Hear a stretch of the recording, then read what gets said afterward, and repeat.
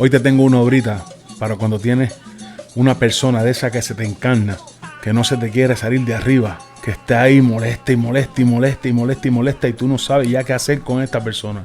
Pues esta obra es bien fácil, si tienes guerrero la vas a poder hacer. Esto no es maldad, esto es defensa, así que chequéate esto.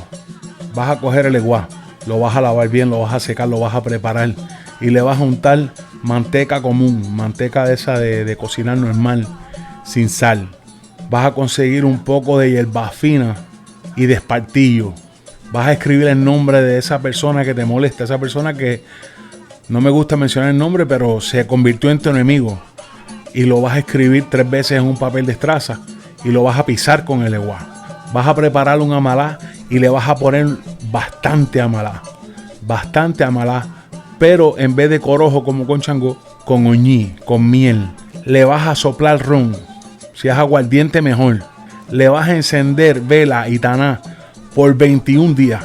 Durante esos 21 días el nombre va a continuar debajo, pisado debajo del eguá.